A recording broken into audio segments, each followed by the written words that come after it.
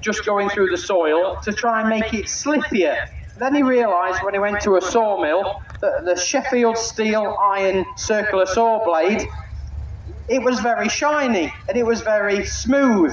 So he took a couple of saw blades back to his blacksmith shop, made them into the shear kind of positioning and shaping, and then stuck it on the back of a horse and set off. And it didn't stick at all, and it didn't wear, and it didn't twist or anything, because of the iron Sheffield steel, who forged it really well and made it very well every time. So he started making horse ploughs, and in 1837 he started making a couple a week, then a couple a month, and it just developed. And over time he thought, well, I'll keep making these because everybody keeps buying them because they don't block up.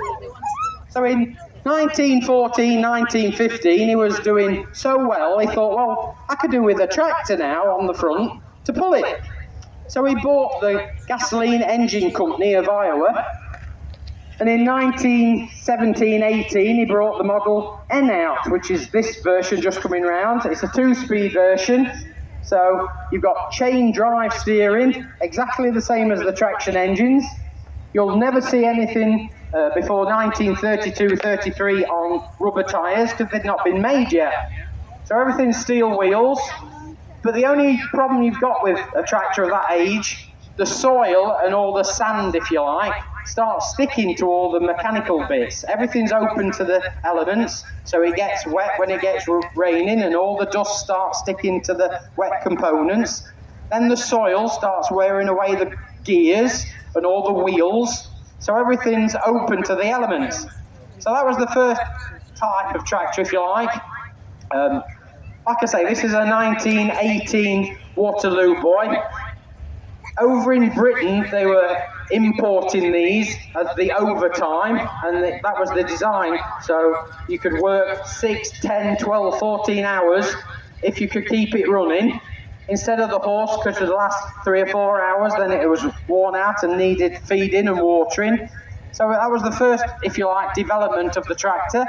It's water-cooled, petrol paraffin, little petrol tank on the right-hand wing to start it, and then you switch it over to paraffin in the big tank on the front.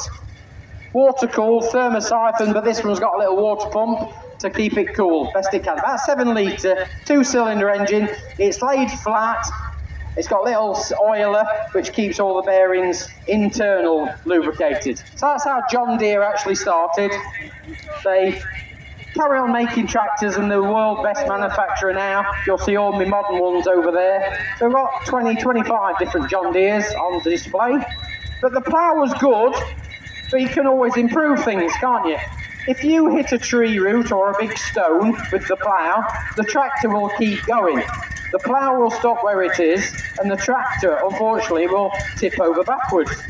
So an Irishman in 1884, he was born in Gramore, 12 miles south of Belfast. One of 11 kids, was totally into mechanics and all sorts of making farm work easier, because he hated following the horse plough.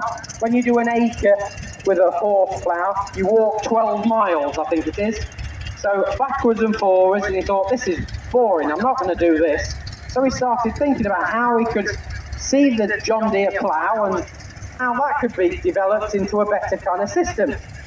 Now, he designed a Fergie tractor, but he wasn't a manufacturer.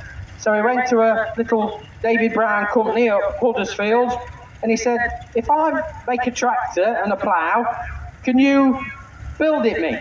So they came out with a little Fergie Brown in 1933, and if you notice, the plough is literally lifted off the floor. So instead of it hitting a tree root, you can now lift it. But if you can get the plough to literally lift itself up, it's not going to cause any issues. So they call it draft control. So imagine the plough's in the soil, it hits a stone or a tree root or anything like that.